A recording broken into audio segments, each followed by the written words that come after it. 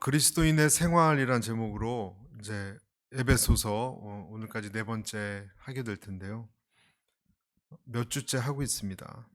그리고 그 많은 경우는 대인 관계입니다. 제일 어려운 것이 여러분 대인 관계입니다. 세상에서 가장 어려운 일은 사람의 마음을 얻는 일이란다. 그 어린 왕자에 나오는 생텍쥐버리가 한 말이 유명한 말이죠. 제일 이 세상에서 어려운 것은 사람의 마음을 얻는 거래요. 정말 맞는 말 아닙니까, 여러분? 생각할수록 정말 명언인 것 같습니다. 사람 마음을 얻기가 너무 어렵습니다.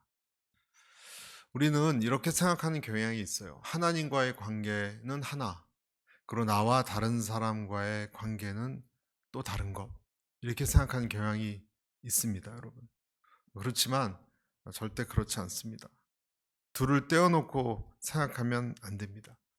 여러분의 영이 대인관계입니다. 그래서 내 영이 얼마나 성숙했는지가 하나님하고 나하고만 있으면 누가 얘기를 안 하니까 알 수가 없어요. 그러나 다른 사람 안에서, 관계 안에서 하나님도 관계예요. 그렇죠? 나를 보면 그것이 곧 내 영적 수준이다. 내 영이다. 어떤 면에선 그래서 새벽기도 열심히 나오고 방언 기도도 하고 성경도 많이 아는 사람보다 지나가면서 이렇게 웃는 얼굴 한 번 하는 사람이 더 영적으로 성숙한 사람일 수 있어요. 우린 그렇게 생각 안 하잖아요. 그렇죠? 더 미소 짓고 친절하게 대하는 분이 더 영적인 사람일 수 있습니다. 사람의 속은 깊이 알 수 없습니다. 여러분, 사람의 속은요, 깊이 알 수 없습니다. 그래서 누군가 우리가 친해지면 너무 친해지지 말란 말 하잖아요. 너무 친해지면 다친다고, 실망하고. 이게 왜 그럴까요, 여러분? 깊이 알면 인간은 다 추하기 때문에 그래요. 예외 없이. 예외 없이. 그래서 저도 적당히 거리를 좀 둬야 돼요, 여러분하고. 여러분 스스로도 누군가 너무 친해지다가 여러분이 들켜버릴 수 있습니다. 알면 알수록, 깊이 알면 알수록 난감해집니다. 그리고 우리는 또 사람들에게 평가받는 것이 내 자신이라고 생각합니다. 여러분 그렇습니까? 사람들이 평가하는 내가 내 자신입니까? 여러분 자신이 더 잘 알잖아요. 그죠? 내가 나를 잘 알아요. 다른 사람이 뭐라 그러건 집에 돌아오면 내가 나를 알아요. 아까 그런 마음으로 말한 건 아니었는데 내가 알아요. 근데 더 중요한 것은 뭐냐면 여러분도 여러분을 몰라요. 우리도 우리 자신을 엄밀히 얘기하면 잘 몰라요. 갑자기 흥분하고 그런 경우가 있어요, 우리가. 나도 몰라요, 내가. 그래서 오늘 성경은 옷을 바꿔 입으라 이렇게 말씀을 하고 있거든요. 새 사람을 입으라. 도대체 새 사람을 입는 것은 무엇인가? 우리가 성령 안에서 새 사람을 입기를 저는 바랍니다. 여러분, 우리 새 사람을 입어야 이 세상을 살아갈 수 있어요. 평안하게. 새 사람을 입기 위해서는 기본적으로 벗어야 돼요. 거짓 사람을 벗어야 돼요. 그러니까 거짓 자아를 벗어야 돼요. 그래서 저는 여러분께 오늘 네 가지 키포인트를 단어를 말씀드릴 텐데 여러분 그것을 꼭 기억하시고 또 주의를 기울이셨으면 좋겠어요. 어떻게 보면 신앙생활의 핵심적인 네 가지 단어예요. 첫째는 거짓 자아예요. 거짓 자아. 첫째가 뭐라고요? 거짓 자아. 그래서 새 사람을 입으라 그랬을 때는 25절에 그렇게 나오잖아요. 그런즉 거짓을 버리고 이렇게 돼 있잖아요. 근데 여기서 거짓이 무엇냐? 거짓이 뭔가요, 여러분? 거짓말하는 건가요? 아니요. 거짓말하지 않아도 거짓스럽게 행동할 수 있습니다. 충분히. 거짓된 정체성을 버리라는 겁니다. 여러분, 거짓된 정체성은 언제 제일 잘 드러나느냐 하면 내가 몸에 때가 있는지 또는 수술할 때 어떤지는 가장 밝은 빛에 들어가면 그게 다 나와요. 그런 것처럼 내가 잘못된 정체성이 제대로 드러나기 위해서는 하나님 앞에 나와야 돼요. 하나님의 빛을 쐬이면 누구나 예외 없이 나는 죄인으로소이다. 나를 떠나소서. 베드로처럼 그런 고백을 하는 거예요. 그동안 내가 치장했던 것들이 이렇게 다 녹고 진짜가 보이기 시작합니다. 그 중에서도 제일 중요한 부분이 어떤 것이 있냐면 나는 혼자서 알아서 할 수 있다. 난 혼자서 알아서 살 수 있다라는 착각이에요. 난 내 주도로 살아갈 수 있다. 그런데 뭐라 그랬죠? 하나님 앞에 나가면 어떻게 된다고요? 나는 죄인으로소이다. 나를 떠나소서. 나는 하나님이 아니고서는 아무것도 할 수 없습니다. 도와주셔야만 살아갈 수 있습니다. 그 하나님의 은혜가 아니면 안 된다는 것을 그때 깨닫거든요. 그러니까 그 전까지는 사람들은 많이 착각하는 것이 내가 내 힘으로 어느 정도 살아갈, 물론 도움이 필요할 때도 있지만 어느 정도는 이룰 수 있고 살아갈 수 있고 다 할 수 있다 이런 생각을 하게 되는데 그것이 잘못된 것이 거짓된 것이라는 거죠. 내 이름, 내 명예, 내 권세를 부리면서 우리는 아무렇지도 않게 살아갑니다. 그것이 잘못됐다라는 것을 여러분, 우리가 거짓된 정체성으로 산다는 것을 어떻게 알 수 있는가? 여러분, 예를 들어서 말씀드려 볼게요. 여러분이 거짓된 정체성으로 산다는 것을 어떻게 알죠? 그냥 성경에서 말했으니까. 단순한 예로 이게 묵상해 보면 빈말을 많이 해요, 여러분. 그렇죠? 우리는 빈말을 많이 합니다. 나이 들면서 너무 남의 눈에 들게 살려고 하지 말라고 그런 말이 있잖아요. 나이가 들면서 너무 눈치 보지 말고. 그러나 그럼에도 불구하고 빈말을 하고 그러면서 서로 북돋는 말을 많이 합니다. 물론 그것이 나쁘다는 것은 아니에요. 그런데 우리도 모르게 보면 사실 별로 존경하지도 않는데 존경한다고 얘기하고 별로 그렇게 사랑하지도 않는데 사랑한다라고 얘기하고 반갑지 않은데 그렇게 보고 싶었다고 얘기하고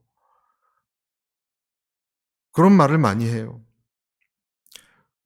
지난주 큐티에 그 유대인들이 고용한 변호사 더둘로가 있었죠. 더둘로가 벨릭스를 만나자마자 뭐라고 그 빈말을 하냐면 우리는 각하의 다스림 아래서 오랫동안 태평성대를 누리고 있습니다. 각하의 선견 지명은 이 나라에 개혁을 가져다 주었습니다. 사도행전 24장에 그런 과장된 말을 한다는 거예요. 그것이 어떻게 보면 그 상대방 벨릭스에게 거짓된 자아를 더 부풀리게 하는 효과를 주지 않겠습니까? 정말 자기가 탁월한 사람이라고 착각하게 만들잖아요. 거짓된 삶으로 치장하는 사람들은 자기를 훌륭하게 보이려고 합니다. 사람들은요, 자기를 훌륭하게 보이려고 그래요. 왜 그럴까요? 칭찬받으려고 그래요. 사람들에게 신뢰를 얻고 사랑을 받기 위해서 선하게 보이려고 합니다. 다른 말로 위선이죠.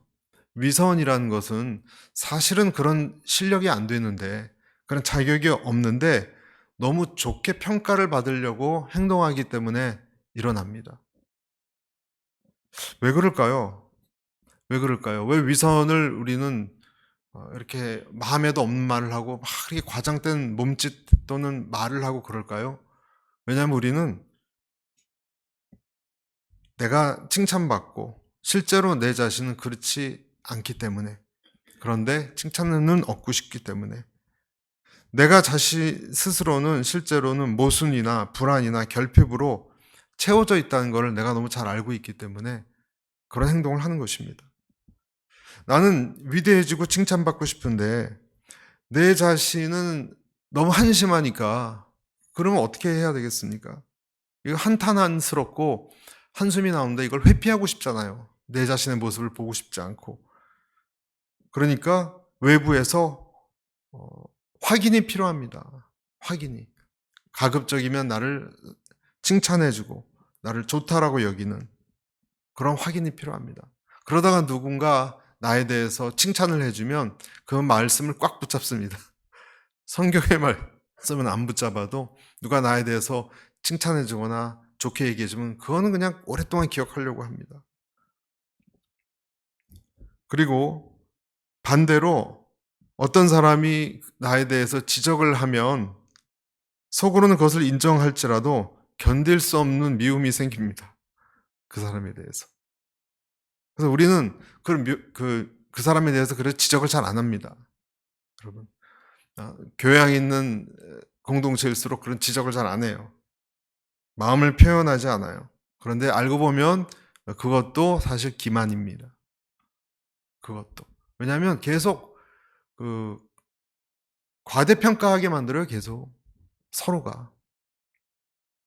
위선입니다. 그래서 예수님은 유대 지도자들을 향해서 위선자고 회칠한 사람들이라고 이야기를 한 것이죠. 여러분, 내가 부패한 사람이라면요. 내가 부패했어요. 근데 내가 불의를 미워하는 사람이잖아요. 그러면 내 자신을 사랑할 수 없어요. 여러분을 사랑할 수 없어요. 죄책감이 있는 거예요. 사랑하려고 애를 쓰긴 해요. 그러나 내가 불의를 미워하는 사람이라면 둘 중에 하나예요. 내가 그것을 아니라고 다른 사람으로부터 기만적인 칭찬을 받든지 아니면 회개하든지. 그렇죠? 내가 부패한 사람인데 해결하는 방법은 다른 억지 칭찬을 받거나 다르게 나를 기만하든지 아니면 하나님 앞에 회개하든지예요. 두 가지 길 중에 하나밖에 없습니다.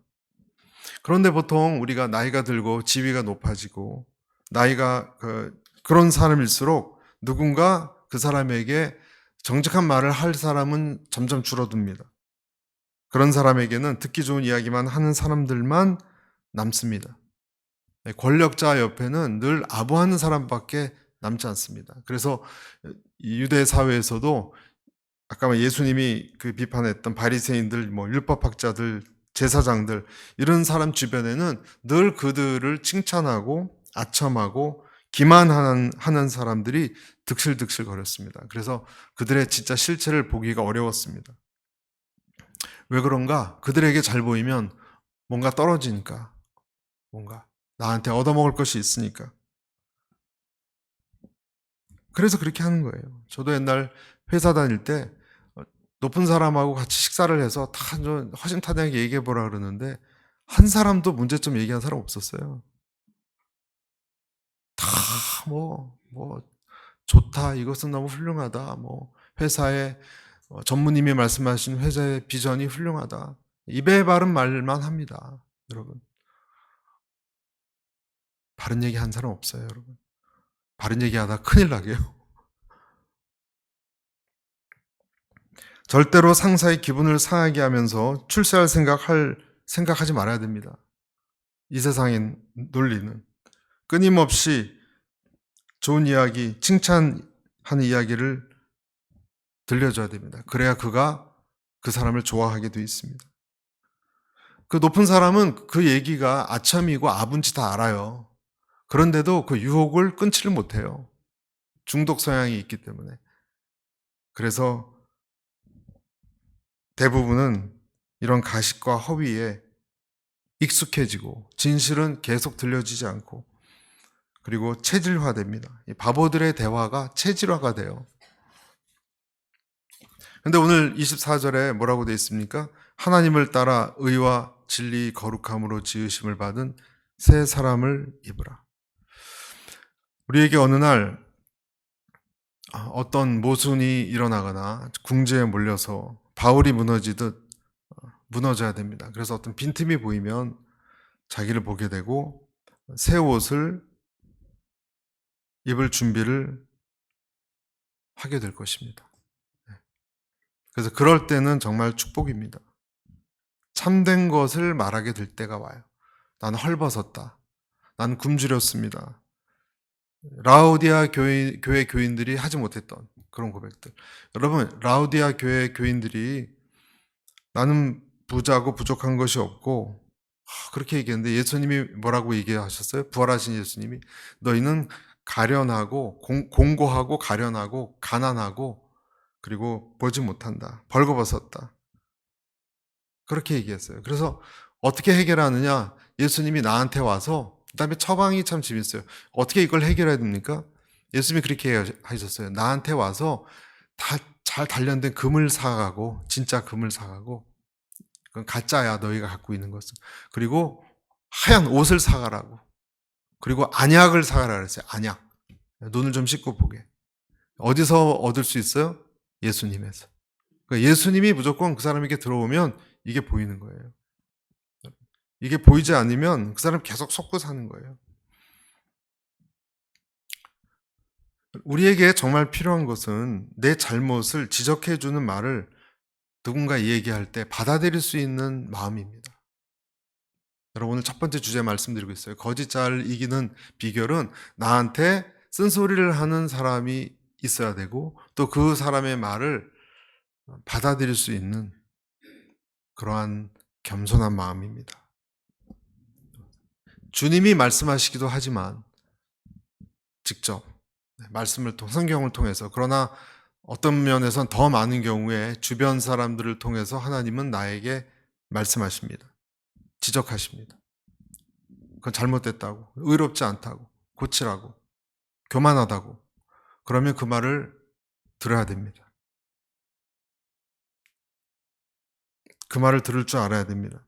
여러분, 새 사람을 입는 것은요, 하늘에서 어떤 신령한 옷이 이렇게 무슨 유령 같은 옷이 내려와서 입혀지는 게 아니에요.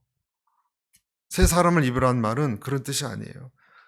따가운 소리를 듣고 이 주님의 음성이라고 여기고 내 허물이 보여야 돼요. 그때 거짓 자아를 벗고 새 사람이 입혀지는 것입니다. 그리고 인정해야 됩니다.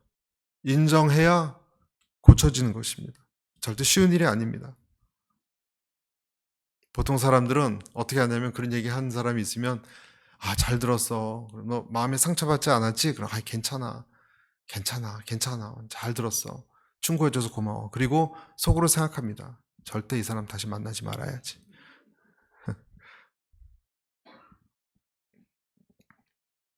그래서 자기를 겸손히 볼 수 있는 능력, 여러분에게 이것이 있습니까?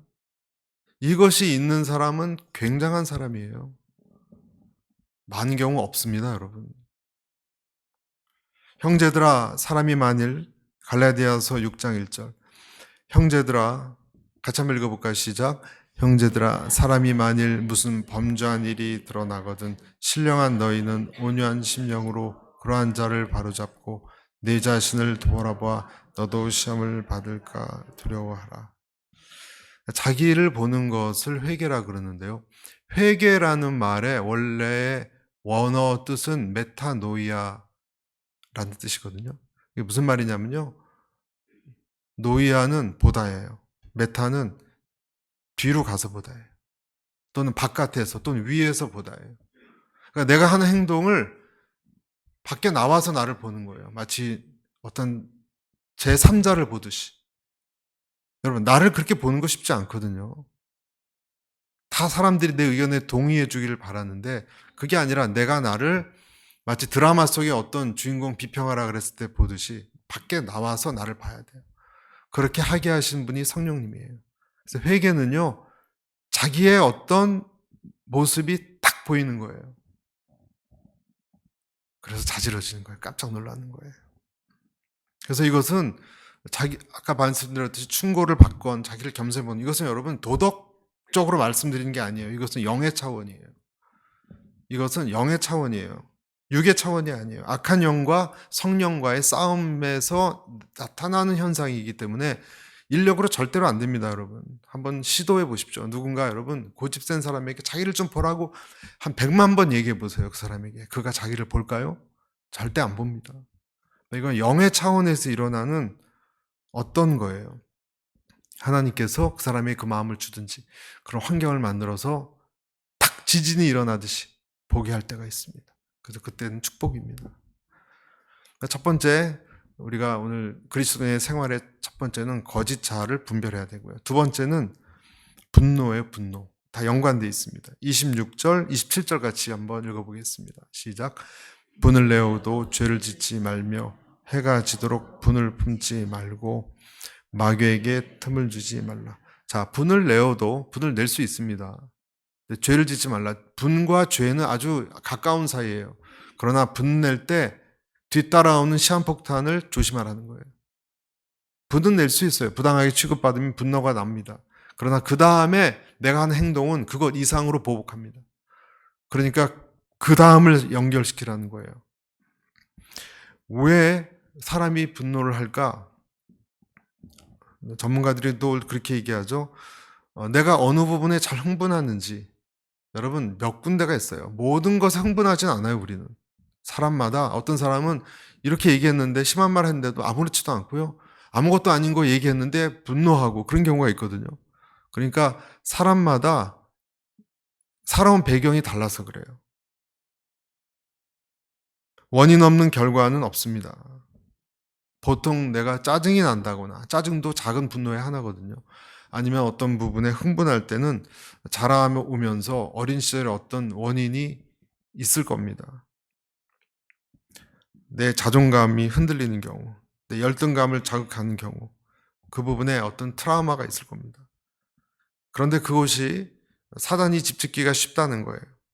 오늘 뒤에 27절에 마귀에게 틈을 주지 말라. 지금 3단계로 돼 있죠. 분내고 죄를 짓고 마귀가 틈탈 수 있어요.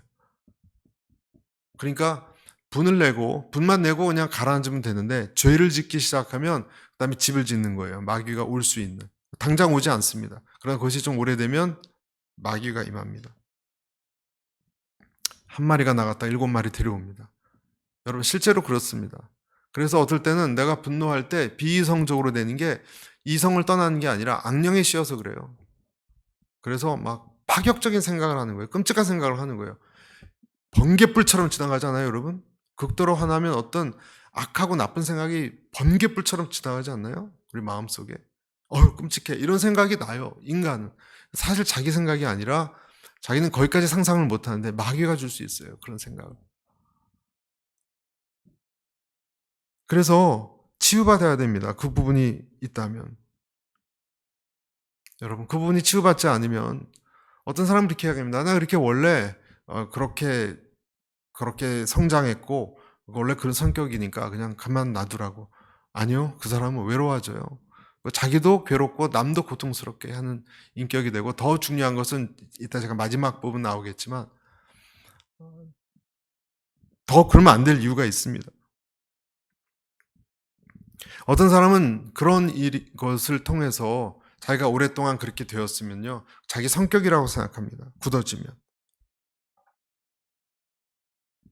굳어지면 그게 자기 성격이라 그래요. 자기는 원래 그렇게 말을 한대요. 왜? 화를 내서 그럼. 난 화 안 냈어. 그렇게 얘기합니다. 그럼 가족들은 정말 미치도록 답답하고 자포자기 되는 경우가 있습니다. 여러분 치유가 임하면 이런 어떤 그 각진 것들이 무너져 내려요. 여러분 이게 이런 양복 같은데 어깨 올리려고 뽕 같은 거 넣잖아요. 그렇게 다 이렇게 각을 져서 살던 사람이 그게 이렇게 스르르 무너지는 것을 우리는 볼 수가 있어요. 다른 말로 온유해지는 거예요. 여러분 그래서 성령에 취한 사람의 특징은요. 각지지 않아요. 저는 여러분이 우리 성격의 각을 다 부드럽게 곡선으로 만들 수 있기를 바랍니다. 그러니까 성령께서 일종의 신경치료를 해야 되는 거예요. 거의 아프거든요. 아프니까 화를 냈거든요. 신경치료를 하는 거예요. 치과에 갔더니 좀 신경치료가 그냥 신경을 죽이는 걸로만 알았는데 다 뽑아내는 거더라고요, 여러분. 저 몰랐어요. 우리 이빨에 있는 신경 있잖아요. 이게 이렇게 통증이 있고 그러니까 신경치료한대요. 나중에 이렇게 구체적으로 뭐냐 그랬더니 아예 그것을 뿌리째 왜 잡초를 뿌리까지 뽑아내잖아요. 신경을 뽑아내는 거더라고요. 그러니까 우리에게 있는 인격적으로 아픈 신경을 성령께서 치료한다는 것은 그것을 다 죽이고 뽑아내는 거예요. 부드러운 성품은 태어날 때부터 갖게 되는 것이 아니라 하나님이 신경치료한 사람에게 나타나는 결과입니다. 마귀에게 틈을 주지 말아야 됩니다. 아까도 말씀드렸듯이 이것은 좀 조심스럽기 때문에 뭐 일반론적으로 말할 수는 없지만 여러분 이 세상에 이성적인 이 세상과 이 영적인 마귀 사탄의 세계는 다 연결돼 있어요. 그런데 죄가 깊어지면 연결이 금방 돼요. 그러니까 그것이 있다 없다 차원이 아니라 있다 없다 마귀 적이 돼요. 야고보서에 그런 표현이 있거든요. 그러니까 농도가 20% 30%면 그 사람이 귀신 들린 건가요? 아닌 거. 비이성적으로 화를 내요. 그 사람 귀신 들린 건가요? 아니에요. 한 30%만 귀신 들린 거예요. 근데 그게 심해지면 70%까지 올라갈 수 있어요. 그런 식이에요. 그래서 상처를 타고 들어오는 것과 같습니다. 상처는 어디서 오는가? 보통 상처는 자기 정당화에서 와요. 여러분, 내가 정당하고 의롭기 때문에 그 상처가 깊이 들어오고 세게 부딪히는 거예요. 그래서 우리가 상처를 많이 얘기할 때 그런 생각이 꼭 따라옵니다. 나는 왜 그런 대우를 받았어야만 하는가? 이런 문제가 오잖아요. 나는 왜 그런 대우를 받아야만 하는가? 그런데 가만히 생각해 보면 이렇게 어그러지고 이런 죄 많은 세상에서 여러분 다는 아닐지라도 대부분 상처받거든요. 대부분 억울한 경우가 몇 번씩은 있습니다. 그것이 어린 시절이건 뭐 가정이건 학교 생활이건. 그래서 내가 만약에 상처가 많다고 생각하면 이런 생각도 동시에 해야 됩니다. 하나님께서 나에게 나의 어떤 부분을 만지시려고 그 부분을 일부러 건드리신 건 아닌가? 또 그때 어린 시절의 그 상황에 나를 그 상황에 두신 것은 아닌가? 불완전한 상황에. 왜냐하면 여러분 나는 그런 걸 전혀 받지 말아야 했었다라고 얘기하는 것이 어떻게 보면 교만일 수 있어요. 다 당하는데 나는 완전 무결하게 그렇게 왜 보호받아야 할 권리가 있습니까? 그래서 어쩌면 하나님은 나의 그러한 이 세상이 불완전한 죄로 물든 세상이란 것, 그걸 왜 너는 너만의 예외라고 생각하느냐? 라는 것을 가르쳐 주기 위해서 나의 교만, 나의 욕심을 건드리는 것은 아닌가? 여러분, 그렇게 거꾸로 생각해 봐야 됩니다.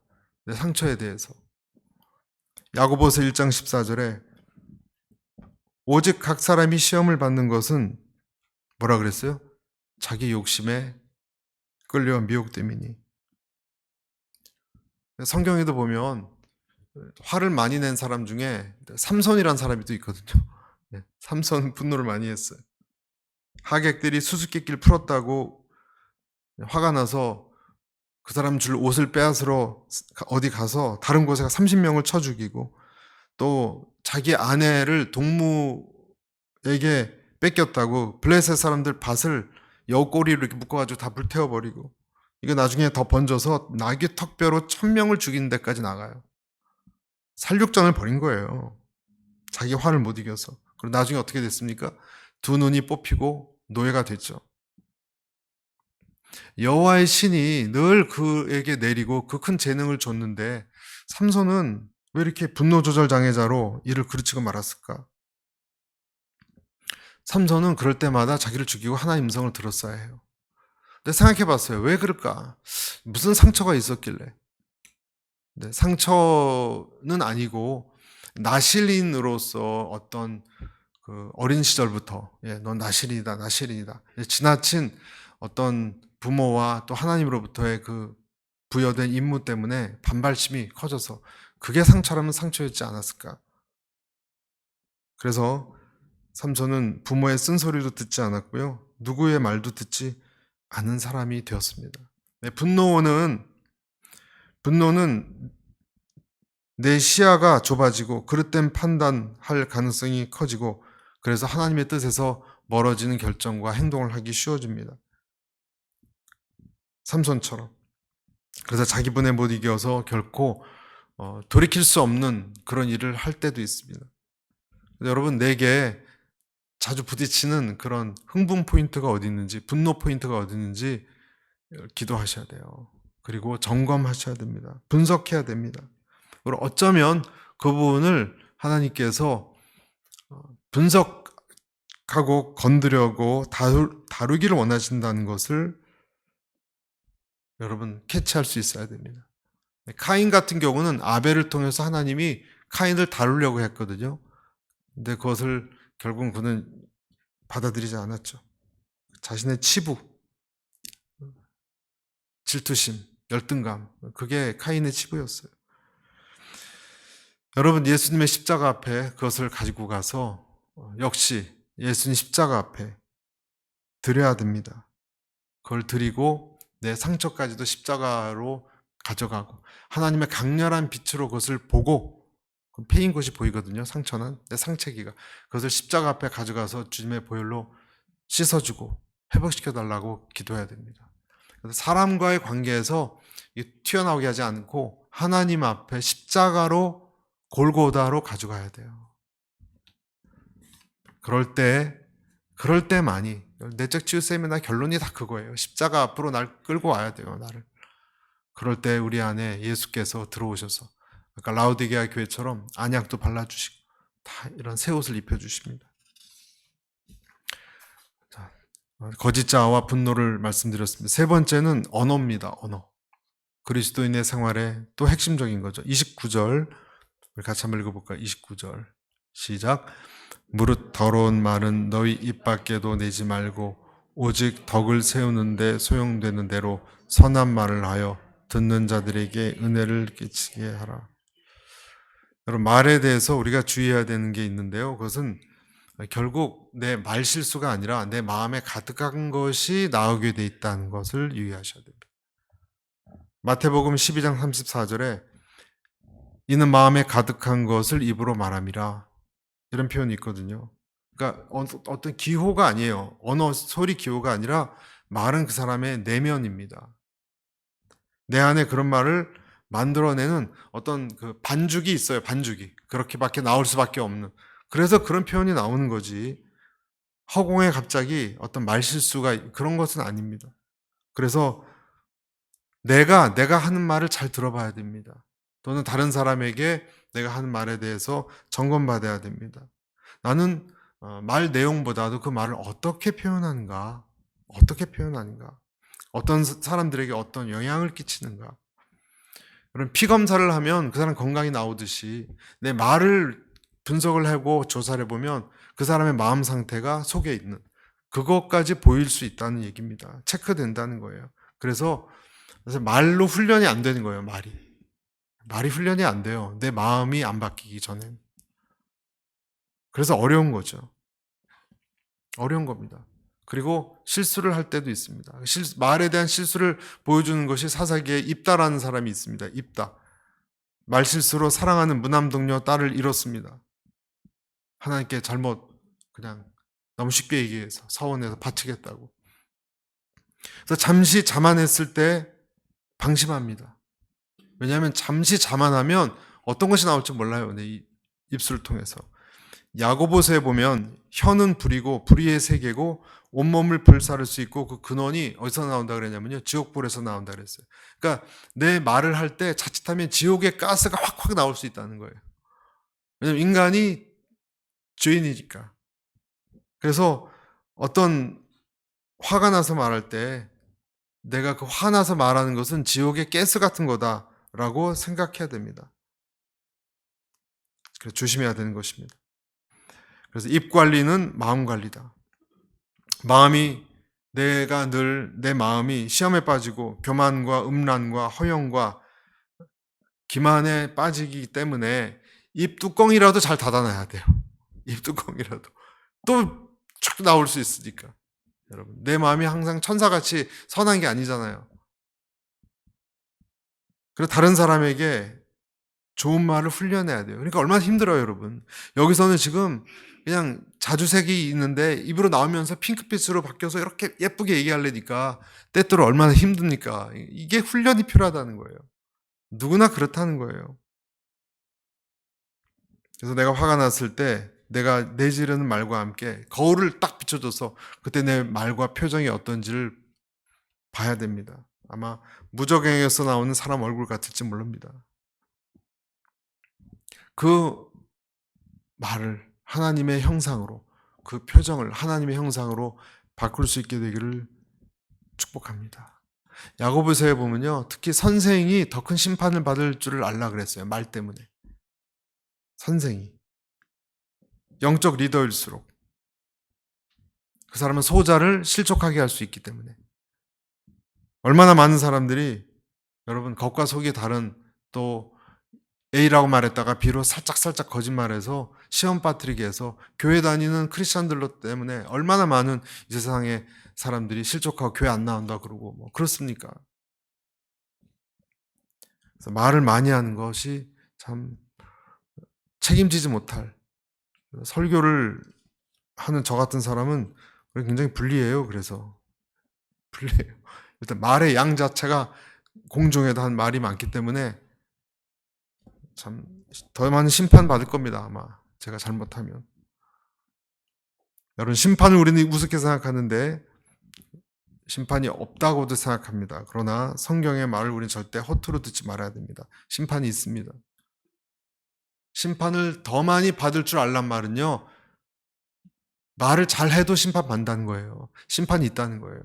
내 행위와 언어에 대해서 엄격한 기준으로도 보겠다는 거예요, 리더는. 역시 말을 고치는 방법은 똑같아요. 십자가 앞에 용암 녹이듯이 녹여야 됩니다. 그래서 마음이 녹으면 언어도 녹아요. 여러분, 마음이 더 중요한 거예요. 할렐루야. 그래서 거짓자, 뭐라 그랬죠? 분노? 다 연관돼요. 거짓자가 있으면 분노가 쉽게 일고 말이 험악한 말이 나옵니다. 마지막으로 성령입니다. 성령. 30절 우리 같이 읽어보게요. 30절 시작. 하나님의 성령을 근심하게 하지 말라. 그 안에서 너희가 구원의 날까지 인치심을 받았느니라. 이 말은 굉장히 은혜로운 말 같지요. 그렇죠? 물론 은혜로운 말씀인데 뒤집어 놓고 보면 또 무서운 말이에요. 왜 그런지 말씀드릴게요. 사람은 내 안에 거짓과 분냄, 도둑질, 악한 마음이 횡행하면, 그런 언어를 하면 일단 내 속에 있는 성령께서 근심하십니다. 그런 거 느껴보신 적이 있나요? 여러분, 내가 누구와 싸우거나 용서를 못하거나, 물론 이 세상에 믿지 않는 사람도 그래요. 하지만 하나님을 믿는 사람은 더 예리해요. 좀 더 영적인 어떤 것이 덧입혀져서 그걸 느끼게 해줘요. 성령이 괴로워하는 표현들이 성경에 여러 군데 나옵니다. 마가복음 3장 29절에 보면 누구든지 성령을 회방하는 자는 사하심을 영원히 얻지 못하고 영원한 죄에 처하느니라 하시니. 여기서 회방이란 말이 블레스퍼마오라는 동사를 썼는데 이 말은 방해한다는 거예요. 방해, 하지 못하도록. 그러니까 하나님이 어떤 일을 역사할 때 그걸 못하게 막는 거예요. 내 안에 성령께서 어떤 식으로 이렇게 고속도로가 나서 그 길을 가는데 못 가게 막는 거예요. 그것이 회방한다는 블레스퍼미예요. 예수님이 귀신 들려서 눈 멀고 벙어리 된 사람을 고쳐줬거든요. 그래서 말하게 하고 너무 기쁜 그 청년이 되게 해서 다 박수치고 좋아하는데 주변에 있었던 바리새인들이 계속 끝까지 정말 끈질기게 이거 사탄의 힘으로 했다 그랬어요. 자꾸. 그럼 어떻게 됩니까, 여러분? 예수님께서 고쳐주고 막 즐거워하는 사람들 그 분위기에 찬물 껴안는 격이 된 것 아닙니까? 예수님이 지금 고쳐주셨는데 바로 사탄에 들린 예수란 청년이 사탄의 힘으로 했다 그랬어요. 성령 모독죄죠. 사하심을 받기 힘들다 그랬습니다. 데살로니가 전서 5장 19절에도 말씀에 성령을 소멸하지 말며 이것은 불을 끈다는 뜻이거든요. 모닥불이 펴 있는데 물을 깨우는 거예요. 이것도 하나님이 원하는 대로의 생각 또는 어떤 방향, 활동, 열기, 성품, 행동, 말 이것을 꺼버리고 끌 뿐만 아니라 내 성질대로, 내 생각대로 해버리는 것을 포함합니다. 그러니까 성령님께서 한마디로 어떤 것을 원하는지 이쪽이라는 것을 분명히 알고 있는데 나는 이쪽을 안 가고 자꾸 거스르는 거슬 뿐만 아니라 반대로 가려고 하는 거예요. 그러면 로마서 8장 26절을 통해서 이런 말씀이 있습니다. 시작. 이와 같이 성령도 우리의 연약함을 도우시나니 우리가 마땅히 빌 바를 알지 못하나 오직 성령이 말할 수 없는 탄식으로 우리를 위하여 친히 간구하시느니라. 자, 여러분 성령께서 이런 경우에 어떻게 일을 하시는지 보세요. 말씀을 보세요. 연약한 거예요, 그게. 여러분. 네, 약한 거예요. 성령으로 세워지지 않았어요. 돕는데 어떻게 돕느냐? 탄식으로. 그러니까 탄식을 한다는 거예요. 성령께서 여러분 탄식을 하세요. 여러분 탄식이 어떤 겁니까? 아, 아, 더 강렬한 탄식은 이런 거 아니에요? 아, 열받네. 아, 저거 아닌데. 절로 가면 안 되는데. 저 빨리 그만둬야 되는데. 여러분 아들이 지금 마약을 막 봉지에다 먹으려고 그러면 어떻게 해요? 하지 말아야 되는데. 저길로 가지 말아야 되는데. 그렇지 않습니까? 탄식이에요, 여러분, 이것이. 우리를 위하여 친히, 그 다음에 간구하시느니라. 간구는 뭐예요? 하지 마! 하지 마! 하지 마! 그렇게 하지 마. 여러분, 이런 탄식이, 여기서 중요한 것은 이 탄식이 내가 만약에 하나님의 불을 꺼트리거나 하나님이 원치 않는 행동, 말, 그런 생각, 그런 관계를 할 때 이 탄식이 내게 있느냐의 문제예요. 여러분, 있습니까? 그 소리가 여러분에게 나고 있습니까? 여러분, 둘 중에 하나예요. 그 탄식이 있잖아요, 만약에. 그럼 그 탄식은 꺼지지 않거든요. 하나님은 하다가, 아유, 그래, I give up. 맘대로 해라. 그러지 않으세요. 유기된 사람은 그렇게 처음부터 들어가지도 않고 그렇게 하지만 하나님의 사람은요, 끝까지 탄식하세요. 끝까지. 그래서 내가 포기하든지, 예. 아니면 어떤 일이 오냐면 계속 탄식해도 안 고치면 어려움이 옵니다, 여러분. 어려움이 옵니다. 날 사랑하시니까. 여러분, 집에 기르는 짐승도 찻길로 가면 여러분 끝까지 잡아서 데리고 오지 않습니까? 그냥 아유 차에 부딪히든지 말든지 그러는 주인이 있습니까? 하물며 그 사랑하는 자식인데 탄식만 하고 그칠까요? 여러분 하나님은 탄식만 하고 그치지 않으세요. 문제는 어려움이 와요. 어려움이 와요. 사인을 여러 번 주시고 그래서 그 사인을 주고 어려움이 올 때 자책감이 있어야 돼요. 일단 탄식을 할 때 내 속에서 자연스러운 반응은 자책감이에요. 맞아. 그러면 안 되는 거였어. 이러지 말아야지. 그래, 나 힘든데. 갈까 말까. 이러지 말아야지. 고민하다가 결국 안 하게 되거나. 그게 있어야 됩니다. 그리스도인의 이것이 표징이에요, 여러분. 여러분, 그리스도인은요, 나중에 성령님이 탄식하기 때문에 그 성령의 탄식, 그 괴로움, 그게 더 괴로워서 안 하고 말아요. 여러분, 안 하고 말아요. 그게 더 속이 편한 거예요, 오히려. 왜냐하면 내 안에 있는 성령님이 계속 하지 마, 경고하시고, 하지 말라 그러고, 또 무슨 일이 일어날 것 같고, 양심이 찔리고, 괴롭고, 죄책감이 찔리는데, 오히려 그걸 함으로 해서 느끼는 쾌락보다 안 하고 말지. 그 돈 띄이고 말지. 이렇게 하게 돼 있습니다, 그리스도인. 왜냐하면 탄식은 계속되니까. 근데 만약에 내 안에 탄식이 있어도 자각하지 않고 계속 무시한다. 그러면 그 자식은 부모의 자식이 아닐지 몰라요. 그렇죠? 일단 탄식도 없을 거고 탄식을 내가 있는 것 같은데 보통 안 믿는 사람도 양심을 주거든요. 계속 하지 말는데 그걸 내가 계속 무시한다면 부모의 자식이 아닐지도 몰라요.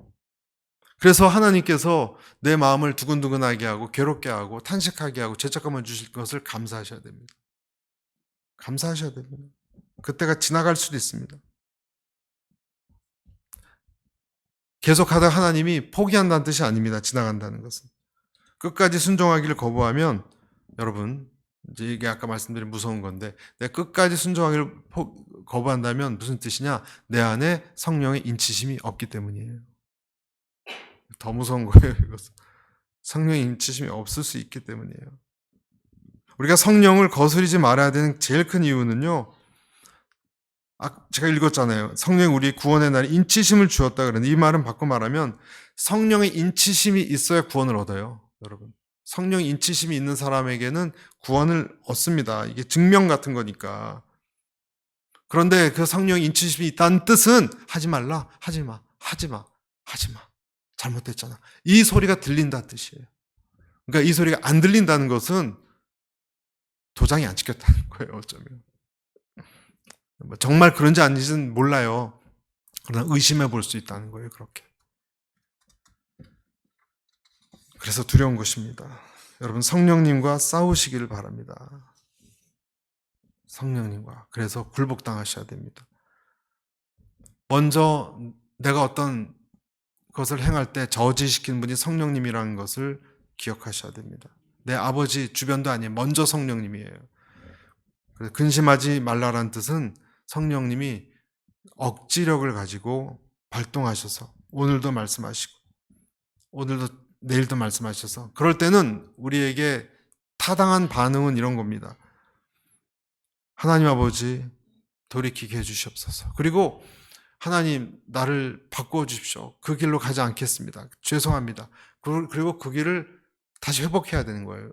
그것이 당연한 거예요. 여러분 우리가 뭐 잘못된 거를 먹으면 여러분 그건 아무렇지도 않은 건 줄 알았는데 알고 봤더니 뭐 가족한테 물어봤더니 상한 거였어요. 많이. 그럴 수 있잖아요. 이렇게 양념이 너무 강해서 상한 줄 모르고 먹으면 배탈이 나거든요. 여러분 건강한 사람일수록 배탈 납니다. 그러면 구토가 나건 뭐 토하건 그것이 정상이에요.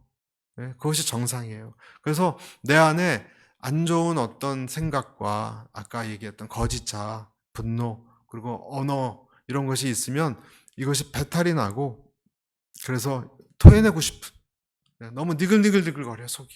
그냥 가만히 있을 수가 없어요. 그냥 다 또 못 먹겠고 속이 편치 않아야 되는 것이 정상이라는 거예요. 그래서 주님 내가 왜 화를 냅니까? 근원을 보게 도와주시고 내가 이것이 용서를 못해서 그런 것입니까? 빨리 용서로 나가게 도와주십시오. 속이 너무 니글니글거립니다. 빨리 해결하게 도와주십시오. 분내었던 모든 것 그것이 내 상처 때문이건 뭐건 그런 것이 있다면 회개하게 도와주십시오. 잘못된 말을 했던 것이 있다면 여러분 이것이 내 말실수가 아니라 내 마음의 문제였다는 것을 인정하고 내 마음이 잔인하고 강박하고 모질어서 그런 것입니다. 하나님 내 마음속에 칼이 있습니다. 내 칼을 좀 녹여버리십시오. 도둑질한 마음이 있습니다. 도둑질한 마음을 녹여버리십시오. 여러분 그렇게 기도해야 됩니다. 할렐루야. 31절, 32절 제가 읽겠습니다. 너희는 모든 악독과 노함과 분냄과 떠드는 것과 비방하는 것을 모든 악의와 함께 버리고 서로 친절하게 하며 불쌍히 여기며 서로 용서하기를 하나님이 그리스도 안에서 너희를 용서하심과 같이 하라. 결론은 그리스도의 용서를 봐야 돼요. 그리스도가 다시 내 눈 위에 이렇게 나를 덮는 것처럼 그의 용서가 나를 삼켰다. 그의 사랑의 희생의 용서가 나를 삼켰다는 것을 다시 떠올리고 다시 주님에게 들어가야 됩니다. 그러면 내 안에 그것이 녹습니다. 내 마음에 칼 같은 것이 녹고 거친 것이 녹고 그리고 성령의 음성에 순종합니다. 그러지 마 할 때 아멘 알겠습니다. 할 수 있어요. 그 힘이 나오는 거예요. 예수님의 용서를 먼저 받아들이며 여러분 오늘 이 네 가지 거짓자와 분노와 언어와 성령과의 씨름 이것을 기억하시고 승리하시는 우리가 되기를 축복합니다.